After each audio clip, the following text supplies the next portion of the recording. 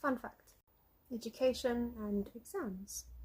So, for you to be able to understand how to write exams, you first need to understand what an exam is, how it's structured, how it's laid out, what's the purposes behind it. There's so much that goes into studying for exams, and it's not just memorizing words on a page and then regurgitating it to another page. Blech. That's not what exams are for. This in itself is massive, but let's break it down into simple bite-sized chunks. So first things first, there needs to be a standard. That's why it's called standardized testing. There needs to be a standard, and that standard is a statistical analysis. There are various theories and assessments that assist us in understanding how things are scored, where the bell curve falls. So yes, we will get into data handling at some stage, statistics and understanding how that plays a role within education. But in the meantime, just understand that there's a thing called a bell curve, and we need to maintain the curve.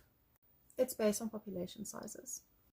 And then also when it comes to formal assessments, anything, even in psychology, medicine, schooling, it does not matter. There are certain things that we need to maintain. Ethics is one of them. Okay, we also have to maintain the validity and the reliability of the assessments that is being utilized. And even though, yes, like for example, myself, I also believe that testing is so outdated, it is so old-fashioned, and it needs to be revamped. The only problem just comes in is that there is no other form of assessment that can assist us in yielding reliable results. Okay, it's not just about, oh my word, this is so outdated, let's move on. No, come with a better solution, and then we can move on. Until then, unfortunately, this is what we have to work with. Sucks, but it's the only metric that assists. Now, when it comes to exams, there are various theories that they utilize in setting up an exam. That's why I didn't want to be a teacher. That's why I wanted to be a counselor, because when I'm a counselor, I work with the people. When I'm a teacher, I have to be the one that sets up the exams, and that's a science that I'm not interested in.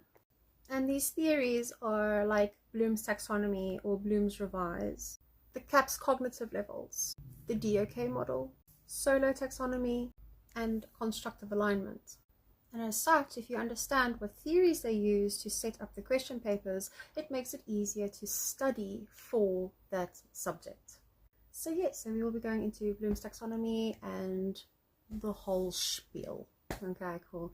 So now the actual work is going to start. So now you guys can actually fully immerse yourself in the concept of education and why I find it so fascinating.